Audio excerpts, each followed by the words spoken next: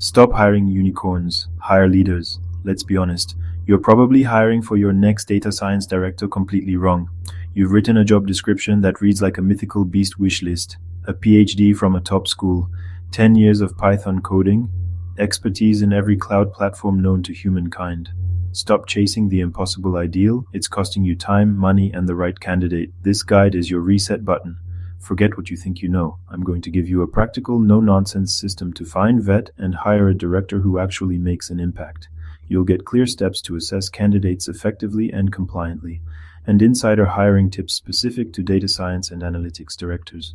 We'll break down what skills truly matter, and which ones are just noise. This isn't about a perfect resume. It's about the right fit for your team's future.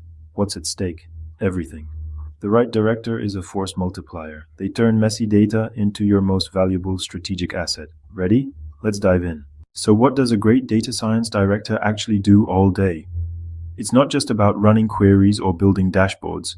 Their primary function is translation between technical teams and business leadership.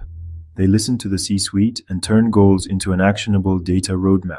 They define the problems to be solved and prioritize projects by business impact. Prioritization is their daily tool. A great director doesn't wait for requests. They proactively find opportunities in the data.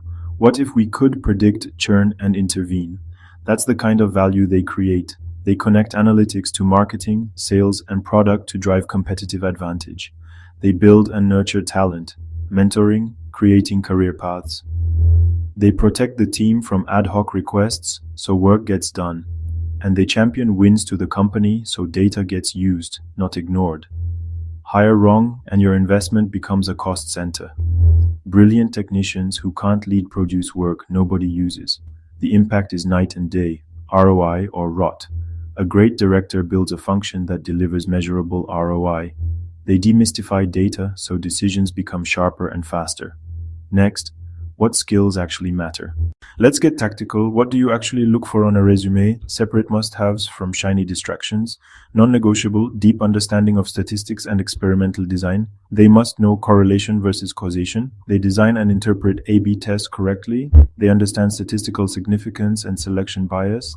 Must-have, strategic business acumen. They must speak ROI, customer lifetime value, market share, and profit impact.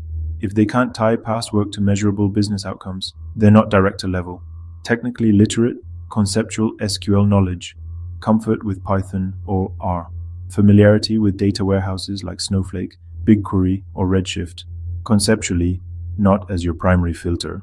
Nice to have a PhD, useful, not required. Deep specialty skills only matter if central to your product. Tool familiarity is a bonus. A strong leader learns tools quickly. Hire for foundational skills and adaptability, not a narrow, perishable toolkit. Over-indexing on coding prowess filters out excellent leaders. Focus on strategy, communication, and measurable impact. The rest is noise. You've got a candidate in the room. Their resume looks good. Now what? Move beyond, tell me about yourself. Ask questions that reveal true capability. Scenario test. Our regression shows a negative correlation between engagement and in-app purchases. Ask, how would you explain this to a non-technical CEO? A weak candidate stumbles into jargon. A strong candidate tells a clear story, forms a hypothesis, and proposes an experiment. Strong answer example, it seems heavy engagement on feature X correlates with lower purchases. My hypothesis, the feature distracts from checkout. I'd run an A/B test to simplify the path and measure revenue impact. Test leadership with behavioral questions. Ask, tell me about a time you convinced a skeptical executive to fund a data project. Look for a structured STAR answer. Situation, task, action, result. Good answer.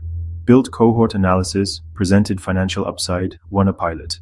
Result, 20% budget shift, 15% increase in qualified leads. Weak answer.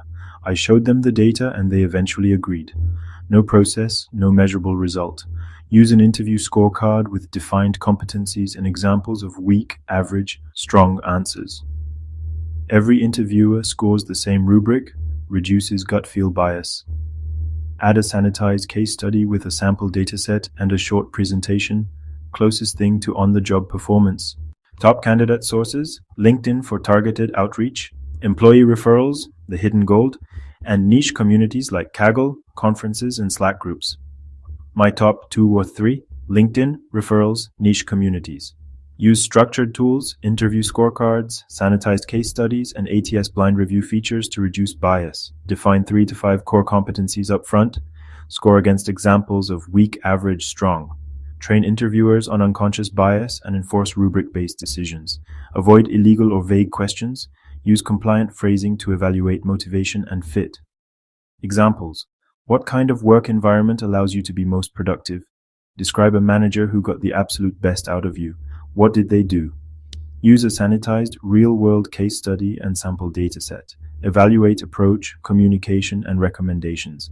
Score technical, strategic, and leadership competencies separately to avoid halo effects. Compare candidates on evidence, not pedigree. Pitfall: overvaluing pedigree. Focus on accomplishments. Pitfall: rushing the process. Don't skip structured evaluation. Pitfall: ignoring team fit. Use behavioral questions to surface real indicators of collaboration and influence. Build a system. Focus on impact. Hire the leader your company deserves. If you're hiring now, go to peopleteam.com hiring. Subscribe for more hiring playbooks. Thanks for watching.